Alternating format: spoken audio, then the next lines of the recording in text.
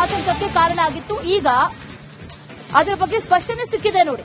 ದ್ವಿತೀಯ ಪಿಯುಸಿ ಪ್ರಶ್ನೆ ಪತ್ರಿಕೆ ಸೋರಿಕೆ ಆಗಿಲ್ಲ. ದ್ವಿತೀಯ ಪಿಯುಸಿ ಪರೀಕ್ಷೆ ಬಗ್ಗೆ ಸಾಕಷ್ಟು ಭದ್ರತೆ ಇದೆ. ಕ್ವಶನ್ ಪೇಪರ್ಸ್ ಲೀಕ್ ಆಗಿಲ್ಲ. ಇದೆಲ್ಲ ಕಿಡಿಗೇಡಿಗಳು ಮಾಡ್ತಾ ಇರುವಂತಹ ಕುತಂತ್ರ ಅಂತ ಹೇಳಿದ್ದಾರೆ. ರಿಪಬ್ಲಿಕ್ ಕನ್ನಡಕ್ಕೆ ಶಿಕ್ಷಣ ಇಲಾಖೆ ಅಧಿಕಾರಿಗಳು ಮಾಹಿತಿ ಕೊಟ್ಟಿದ್ದಾರೆ. ಅಲ್ಲ, ಈಗ ನಾನು ಆಗ್ಲೇ ಮಹೀಂದ್ರ ಅಂತ ಹೇಳಿ ಯಾರು ಇದ್ದಾರಲ್ಲ ಇದ್ರಾಗೆ, ಯಶವಂತಪುರ ಪೊಲೀಸ್ ಸ್ಟೇಷನ್ ನಿನ್ನ ರಾತ್ರಿನೇ ಬಂದಿತ್ತು. ಅವ್ರಿಗೆ ಫಾರ್ವರ್ಡ್ ಮಾಡಿದ್ದೀನಿ, ಅದನ್ನ ಫಾರ್ವರ್ಡ್ ಮಾಡಿ ಅವರು ಸರ್ಚ್ ಮಾಡ್ತೀವಿ ಅಂತ ಹೇಳಿದ್ದಾರೆ. ಇವಾಗ this is the present status. ಮಾಡ್ತೀವಿ ಅಂತ ಯಶವಂತಪುರ ಪೊಲೀಸ್ ಸ್ಟೇಷನ್ ಕಂಪ್ಲೇಂಟ್ ಕೊಟ್ಟರೆ ಸರ್? ಹೌದು. ಓಕೆ ಸರ್, ಮಕ್ಕಳಿಗೆ ಏನ್ ಸರ್ ಮತ್ತೆ ಈಗ ಪಾಪ ಗಾಬರಿ ಆಗಬಾರ್ದು. ಈಗ ನಾನು ಯಾರು ಗಾಬರಿ ಏನಾಗಿರಲ್ಲ, ಎಲ್ಲರಿಗೂ ಗೊತ್ತಿದ್ದಿದೆ. ಬಿಕಾಸ್ ಅದು ರುಟೀನ್ ಆಗಿ ಬರೋದು ಅಂತ ಹಾಕಿದ್ದಾರೆ ಅದರಲ್ಲಿ. ನಿನ್ನೆ ಚೆಕ್ ಮಾಡ್ಕೊಂಡೆ, ಅದು ಯಾರೋ ಒಂದು ಇದ್ದಾರಲ್ಲ, ಅವ್ರು ರುಟೀನ್ ಆಗಿ ಇದೇ ಕೆಲಸ ಮಾಡ್ತಾರಂತೆ, ವರ್ಷ ಹಾಗೆ ಮಾಡ್ತಾ ಇರ್ತಾರಂತೆ ಅವರು. ಈಗ ನಾನು ಇವತ್ತು ಪ್ರೆಸ್ ನೋಟ್ ಕೊಡ್ತೀನಿ ಮಕ್ಕಳಿಗೆ, ಈ ತರ ಎಲ್ಲ ಹಾಕಿದ್ದಾರೆ, ಅದೇ ನೀವೇನು ಗಾಬರಿ ಪಡೋಂತದ್ದು ಏನಿಲ್ಲ ಅಂತೇಳಿ. ಆಕ್ಚುಲಿ ನನ್ನ ಹತ್ರ ಇರೋದು ಪ್ರಶ್ನೆ ಪತ್ರಿಕೆನೇ ಬಂದಿಲ್ಲ, ಅವ್ನು ಯಾವ ಪ್ರಶ್ನೆ ಪತ್ರಿಕೆ ಲೀಕ್ ಅಂತಾನೆ ಗೊತ್ತಿಲ್ಲ ಈಗ. Any time you can come, I will be there in office. Going let you know, but ಸ್ವಲ್ಪ ಹೊತ್ತು ಬಿಟ್ಟು ಬರ್ತೀನಿ ಅಂತ. ಪ್ರೆಸ್ ನೋಟ್ ಮಾಡ್ತಾರೆ ಸರ್ ಮಕ್ಕಳಿಗೆ. ಇದೇ ವಿಚಾರಕ್ಕೆ ಸಂಬಂಧಪಟ್ಟಂತೆ ಡೀಟೇಲ್ಸ್ ಅನ್ನ ಕೊಡ್ತಾ ಹೋಗ್ತಾರೆ ನಮ್ಮ ಪ್ರತಿನಿಧಿ ಚರಣ್. ನೇರ ಸಂಪರ್ಕದಲ್ಲಿ ಜಾಯಿನ್ ಆಗಿದ್ದಾರೆ. ಚರಣ್, ಇನ್ನೇನು 2 ದಿನ ಇದೆ ಅನ್ನುವಂತ ಸಂದರ್ಭದಲ್ಲಿ ಈ ರೀತಿ ಪೋಸ್ಟ್ ಗಳೆಲ್ಲ ಕಾಣಿಸಿದ್ರೆ ಎಲ್ಲೊಂದ್ ಕಡೆ ಟಾಪ್ ಬರುವಂತ ಸ್ಟೂಡೆಂಟ್ಸ್ ಗೆ ಭಯ ಆಗ್ಲಿಕ್ಕಿಲ್ವೇನೋ? ಯಾಕಂದ್ರೆ ಅವರು ಫುಲ್ ಪ್ರಿಪರೇಷನ್ ಮಾಡಿರ್ತಾರೆ. ಆದ್ರೆ ಈ ಜಸ್ಟ್ ಪಾಸ್ ಆಗೋ ಸ್ಟೂಡೆಂಟ್ಗಳು ಅಥವಾ ಫೇಲ್ ಆಗೋ ಭಯದಲ್ಲಿ ಇರುವಂತಹ ಸ್ಟೂಡೆಂಟ್ಸ್ಗೆ ನಿಜಕ್ಕೂ ಕೂಡ ಆತಂಕ. ಅವರೇ ಇಂಥದ್ದಕ್ಕೆ ಅಪ್ರೋಚ್ ಆಗೋದು ಜಾಸ್ತಿ. ಈಗ ಇಲಾಖೆ ಏನ್ ಸ್ಪಷ್ಟನೆಯನ್ನ ಕೊಟ್ಟಿದೆ, ಜೊತೆಯಲ್ಲಿ ಈತ ಯಾರು ಈ ಪೋಸ್ಟ್ ಮಾಡಿರೋರು, ಏನ್ ಡೀಟೇಲ್ಸ್ ಇದೆ?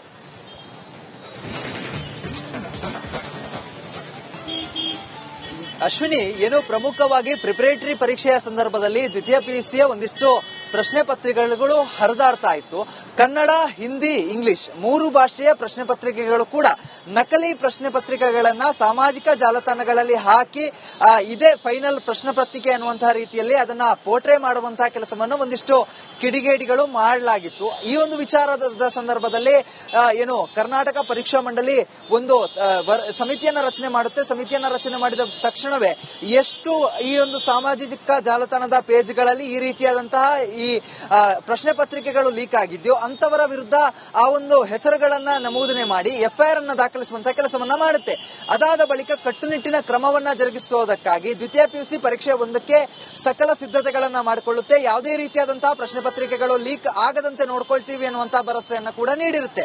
ಇದರ ಮಧ್ಯದಲ್ಲಿ ವಿದ್ಯಾರ್ಥಿಗಳಿಗೆ ಈ ಪರೀಕ್ಷೆ ಹತ್ರ ಬರ್ತಾ ಇದ್ದ ಹಾಗೆ ಸಾಮಾಜಿಕ ಜಾಲತಾಣದಲ್ಲಿ ಒಂದು ಫೋಟೋ ವೈರಲ್ ಆಗುತ್ತೆ. ವಿದ್ಯಾರ್ಥಿಗಳಿಗೆ ತಕ್ಷಣ ಸಂಪರ್ಕಿಸಿ ಪ್ರಶ್ನೆ ಪತ್ರಿಕೆ ಲಭ್ಯ ಇದೆ, 3,000 ರೂಪಾಯಿ ಮಾತ್ರ, ಯಾವುದೇ ರೀತಿಯಾದಂತಹ ಬಾರ್ಗೇನ್ ಇಲ್ಲ ಅನ್ನುವಂತಹ ಒಂದು ಮಾಹಿತಿಯನ್ನ ರವಾನೆ ಮಾಡುತ್ತೆ. ಇದೀಗ ಆ ಒಂದು ವಿಚಾರಕ್ಕೆ ಸಂಬಂಧಪಟ್ಟ ಹಾಗೆ ದೂರನ್ನ ದಾಖಲು ಮಾಡಲಿಕ್ಕೆ ಕೂಡ ಸಿದ್ಧತೆಯನ್ನ ಮಾಡ್ತಾ ಇರುವಂತದ್ದು. ಮತ್ತೆ ಆ ಕಿಡಿಗೇಡಿಯ ಪತ್ತೆಗಾಗಿ ಕೂಡ ಈಗಾಗಲೇ ಎಫ್ಐಆರ್ ಮಾಡಲಿಕ್ಕೆ ಕೂಡ ಕರ್ನಾಟಕ ಪರೀಕ್ಷಾ ಮಂಡಳಿ ಸಿದ್ಧತೆಯನ್ನು ನಡೆಸಿರುವಂತದ್ದು. Ashwini, Charan, thank you ಡೀಟೇಲ್ಸ್ಗೆ.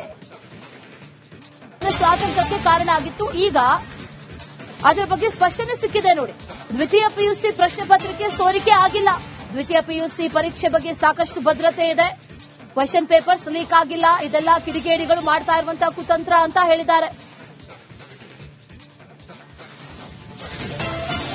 Republic ಕನ್ನಡಕ್ಕೆ ಶಿಕ್ಷಣ ಇಲಾಖೆ ಅಧಿಕಾರಿಗಳು ಮಾಹಿತಿ ಕೊಟ್ಟಿದ್ದಾರೆ. ಅಲ್ಲ, ಈಗ ನಾನು ಆಗ್ಲೇ ಮಹೀಂದ್ರ ಅಂತ ಹೇಳಿ ಯಾರು ಇದ್ದಾರಲ್ಲ ಇದ್ರಾಗೆ, ಯಶವಂತಪುರ ಪೊಲೀಸ್ ಸ್ಟೇಷನ್ ನಿನ್ನ ರಾತ್ರಿನೇ ಬಂದಿತ್ತು. ಅವ್ರಿಗೆ ಫಾರ್ವರ್ಡ್ ಮಾಡಿದ್ದೀನಿ, ಅದನ್ನ ಫಾರ್ವರ್ಡ್ ಮಾಡಿ ಅವರು ಸರ್ಚ್ ಮಾಡ್ತೀವಿ ಅಂತ ಹೇಳಿದ್ದಾರೆ. ಇವಾಗ this is the present status. ಮಾಡ್ತೀವಿ ಅಂತ ಯಶವಂತಪುರ ಪೊಲೀಸ್ ಸ್ಟೇಷನ್ ಕಂಪ್ಲೇಂಟ್ ಕೊಟ್ಟರೆ ಸರ್? ಹೌದು.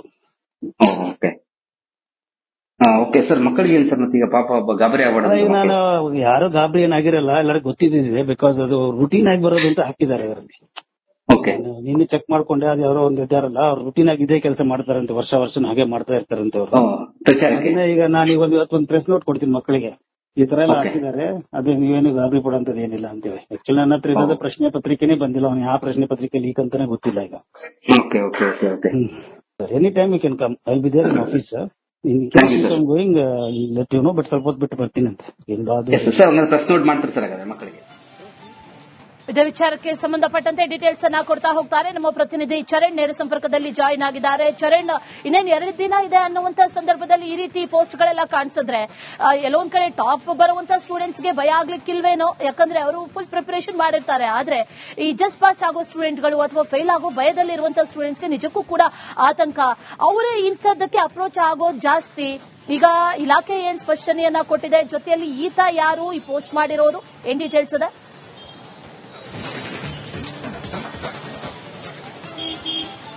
ಅಶ್ವಿನಿ, ಏನು ಪ್ರಮುಖವಾಗಿ ಪ್ರಿಪರೇಟರಿ ಪರೀಕ್ಷೆಯ ಸಂದರ್ಭದಲ್ಲಿ ದ್ವಿತೀಯ ಪಿಯುಸಿಯ ಒಂದಿಷ್ಟು ಪ್ರಶ್ನೆ ಪತ್ರಿಕೆಗಳು ಹರಿದಾಡ್ತಾ ಇತ್ತು. ಕನ್ನಡ, ಹಿಂದಿ, ಇಂಗ್ಲಿಷ್ 3 ಭಾಷೆಯ ಪ್ರಶ್ನೆ ಪತ್ರಿಕೆಗಳು ಕೂಡ ನಕಲಿ ಪ್ರಶ್ನೆ ಪತ್ರಿಕೆಗಳನ್ನ ಸಾಮಾಜಿಕ ಜಾಲತಾಣಗಳಲ್ಲಿ ಹಾಕಿ ಇದೇ ಫೈನಲ್ ಪ್ರಶ್ನೆ ಪತ್ರಿಕೆ ಅನ್ನುವಂತಹ ರೀತಿಯಲ್ಲಿ ಅದನ್ನ ಪೋರ್ಟ್ರೇ ಮಾಡುವಂತಹ ಕೆಲಸವನ್ನು ಒಂದಿಷ್ಟು ಕಿಡಿಗೇಡಿಗಳು ಮಾಡಲಾಗಿತ್ತು. ಈ ಒಂದು ವಿಚಾರದ ಸಂದರ್ಭದಲ್ಲಿ ಏನು ಕರ್ನಾಟಕ ಪರೀಕ್ಷಾ ಮಂಡಳಿ ಒಂದು ಸಮಿತಿಯನ್ನ ರಚನೆ ಮಾಡುತ್ತೆ. ಸಮಿತಿಯನ್ನ ರಚನೆ ಮಾಡಿದ ತಕ್ಷಣವೇ ಎಷ್ಟು ಈ ಒಂದು ಸಾಮಾಜಿಕ ಜಾಲತಾಣದ ಪೇಜ್ಗಳಲ್ಲಿ ಈ ರೀತಿಯಾದಂತಹ ಈ ಪ್ರಶ್ನೆ ಪತ್ರಿಕೆಗಳು ಲೀಕ್ ಆಗಿದ್ಯೋ ಅಂತವರ ವಿರುದ್ಧ ಆ ಒಂದು ಹೆಸರುಗಳನ್ನ ನಮೂದನೆ ಮಾಡಿ ಎಫ್ಐಆರ್ ಅನ್ನು ದಾಖಲಿಸುವಂತಹ ಕೆಲಸವನ್ನ ಮಾಡುತ್ತೆ. ಅದಾದ ಬಳಿಕ ಕಟ್ಟುನಿಟ್ಟಿನ ಕ್ರಮವನ್ನ ಜರುಗಿಸುವುದಕ್ಕಾಗಿ ದ್ವಿತೀಯ ಪಿಯುಸಿ ಪರೀಕ್ಷೆ 1ಕ್ಕೆ ಸಕಲ ಸಿದ್ಧತೆಗಳನ್ನ ಮಾಡಿಕೊಳ್ಳುತ್ತೆ. ಯಾವುದೇ ರೀತಿಯಾದಂತಹ ಪ್ರಶ್ನೆ ಪತ್ರಿಕೆಗಳು ಲೀಕ್ ಆಗದಂತೆ ನೋಡ್ಕೊಳ್ತೀವಿ ಅನ್ನುವಂತಹ ಭರವಸೆಯನ್ನ ಕೂಡ ನೀಡಿರುತ್ತೆ. ಇದರ ಮಧ್ಯದಲ್ಲಿ ವಿದ್ಯಾರ್ಥಿಗಳಿಗೆ ಈ ಪರೀಕ್ಷೆ ಹತ್ರ ಬರ್ತಾ ಇದ್ದ ಹಾಗೆ ಸಾಮಾಜಿಕ ಜಾಲತಾಣದಲ್ಲಿ ಒಂದು ಫೋಟೋ ವೈರಲ್ ಆಗುತ್ತೆ. ವಿದ್ಯಾರ್ಥಿಗಳಿಗೆ ತಕ್ಷಣ ಸಂಪರ್ಕಿಸಿ ಪ್ರಶ್ನೆ ಪತ್ರಿಕೆ ಲಭ್ಯ ಇದೆ, 3,000 ರೂಪಾಯಿ ಮಾತ್ರ, ಯಾವುದೇ ರೀತಿಯಾದಂತಹ ಬಾರ್ಗೇನ್ ಇಲ್ಲ ಅನ್ನುವಂತಹ ಒಂದು ಮಾಹಿತಿಯನ್ನ ರವಾನೆ ಮಾಡುತ್ತೆ. ಇದೀಗ ಆ ಒಂದು ವಿಚಾರಕ್ಕೆ ಸಂಬಂಧಪಟ್ಟ ಹಾಗೆ ದೂರನ್ನ ದಾಖಲು ಮಾಡಲಿಕ್ಕೆ ಕೂಡ ಸಿದ್ಧತೆಯನ್ನ ಮಾಡ್ತಾ ಇರುವಂತದ್ದು. ಮತ್ತೆ ಆ ಕಿಡಿಗೇಡಿಯ ಪತ್ತೆಗಾಗಿ ಕೂಡ ಈಗಾಗಲೇ ಎಫ್ಐಆರ್ ಮಾಡಲಿಕ್ಕೆ ಕೂಡ ಕರ್ನಾಟಕ ಪರೀಕ್ಷಾ ಮಂಡಳಿ ಸಿದ್ಧತೆಯನ್ನು ನಡೆಸಿರುವಂತದ್ದು. ಅಶ್ವಿನಿ, ಚರಣ್, ಥ್ಯಾಂಕ್ ಯು ಡೀಟೇಲ್ಸ್ಗೆ. ಆತಂಕಕ್ಕೆ ಕಾರಣ ಆಗಿತ್ತು. ಈಗ ಅದರ ಬಗ್ಗೆ ಸ್ಪಷ್ಟನೆ ಸಿಕ್ಕಿದೆ ನೋಡಿ. ದ್ವಿತೀಯ ಪಿಯುಸಿ ಪ್ರಶ್ನೆ ಪತ್ರಿಕೆ ಸೋರಿಕೆ ಆಗಿಲ್ಲ. ದ್ವಿತೀಯ ಪಿಯುಸಿ ಪರೀಕ್ಷೆ ಬಗ್ಗೆ ಸಾಕಷ್ಟು ಭದ್ರತೆ ಇದೆ. ಕ್ವೆಶ್ಚನ್ ಪೇಪರ್ಸ್ ಲೀಕ್ ಆಗಿಲ್ಲ. ಇದೆಲ್ಲ ಕಿಡಿಗೇಡಿಗಳು ಮಾಡ್ತಾ ಇರುವಂತಹ ಕುತಂತ್ರ ಅಂತ ಹೇಳಿದ್ದಾರೆ. ರಿಪಬ್ಲಿಕ್ ಕನ್ನಡಕ್ಕೆ ಶಿಕ್ಷಣ ಇಲಾಖೆ ಅಧಿಕಾರಿಗಳು ಮಾಹಿತಿ ಕೊಟ್ಟಿದ್ದಾರೆ. ಅಲ್ಲ, ಈಗ ನಾನಾಗ್ಲೇ ಮಹೀಂದ್ರ ಅಂತ ಹೇಳಿ ಯಾರಿದ್ದಾರಲ್ಲ ಇದ್ರಾಗೆ, ಯಶವಂತಪುರ ಪೊಲೀಸ್ ಸ್ಟೇಷನ್ ನಿನ್ನ ರಾತ್ರಿನೇ ಬಂದಿತ್ತು. ಅವ್ರು ಫಾರ್ವರ್ಡ್ ಮಾಡಿದ್ದೀನಿ, ಅದನ್ನ ಫಾರ್ವರ್ಡ್ ಮಾಡಿ ಅವರು ನಾವು ಸರ್ಚ್ ಮಾಡ್ತೀವಿ ಅಂತ ಹೇಳಿದ್ದಾರೆ. ಇವಾಗ this is the present status. ಮಾಡ್ತೀವಿ ಅಂತ ಯಶವಂತಪುರ ಪೊಲೀಸ್ ಸ್ಟೇಷನ್ ಕಂಪ್ಲೇಂಟ್ ಕೊಟ್ಟರೆ ಸರ್? ಹೌದು. ಓಕೆ ಸರ್, ಮಕ್ಕಳಿಗೆ ಏನ್ ಸರ್ ಮತ್ತೆ ಈಗ ಪಾಪ ಗಾಬರಿ ಆಗಬಾರ್ದು? ನಾನು ಯಾರು ಗಾಬರಿ ಏನಾಗಿರಲ್ಲ, ಎಲ್ಲರಿಗೂ ಗೊತ್ತಿದ್ದಿದೆ. ಬಿಕಾಸ್ ಅದು ರುಟೀನ್ ಆಗಿ ಬರೋದು ಅಂತ ಹಾಕಿದ್ದಾರೆ ಅದರಲ್ಲಿ.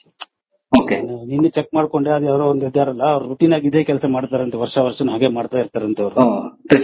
ಈಗ ನಾನು ಇವತ್ತು ಪ್ರೆಸ್ ನೋಟ್ ಕೊಡ್ತೀನಿ ಮಕ್ಕಳಿಗೆ, ಈ ತರ ಎಲ್ಲ ಹಾಕಿದ್ದಾರೆ, ಅದೇ ನೀವೇನು ಗಾಬರಿ ಪಡೋಂತದ್ದು ಏನಿಲ್ಲ ಅಂತೇಳಿ. ಆಕ್ಚುಲಿ ನನ್ನ ಹತ್ರ ಇರೋದು ಪ್ರಶ್ನೆ ಪತ್ರಿಕೆನೇ ಬಂದಿಲ್ಲ, ಅವ್ನು ಯಾವ ಪ್ರಶ್ನೆ ಪತ್ರಿಕೆ ಲೀಕ್ ಅಂತಾನೆ ಗೊತ್ತಿಲ್ಲ ಈಗ.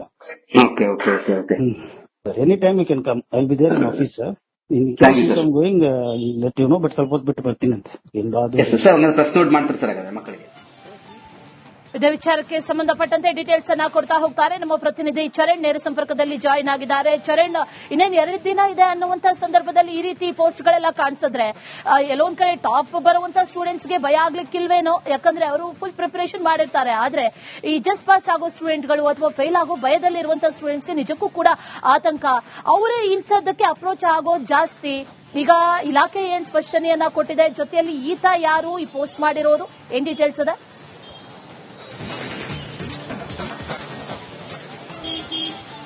ಅಶ್ವಿನಿ, ಏನು ಪ್ರಮುಖವಾಗಿ ಪ್ರಿಪರೇಟರಿ ಪರೀಕ್ಷೆಯ ಸಂದರ್ಭದಲ್ಲಿ ದ್ವಿತೀಯ ಪಿಯುಸಿಯ ಒಂದಿಷ್ಟು ಪ್ರಶ್ನೆ ಪತ್ರಿಕೆಗಳು ಹರಿದಾಡ್ತಾ ಇತ್ತು.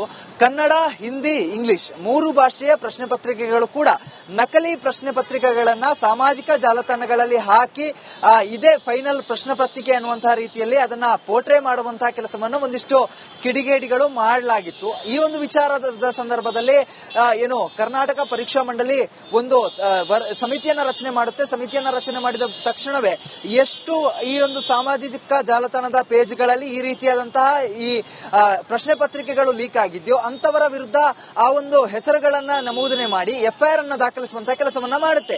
ಅದಾದ ಬಳಿಕ ಕಟ್ಟುನಿಟ್ಟಿನ ಕ್ರಮವನ್ನ ಜರುಗಿಸುವುದಕ್ಕಾಗಿ ದ್ವಿತೀಯ ಪಿಯುಸಿ ಪರೀಕ್ಷೆ ಒಂದಕ್ಕೆ ಸಕಲ ಸಿದ್ಧತೆಗಳನ್ನ ಮಾಡಿಕೊಳ್ಳುತ್ತೆ. ಯಾವುದೇ ರೀತಿಯಾದಂತಹ ಪ್ರಶ್ನೆ ಪತ್ರಿಕೆಗಳು ಲೀಕ್ ಆಗದಂತೆ ನೋಡ್ಕೊಳ್ತೀವಿ ಅನ್ನುವಂತಹ ಭರವಸೆಯನ್ನ ಕೂಡ ನೀಡಿರುತ್ತೆ.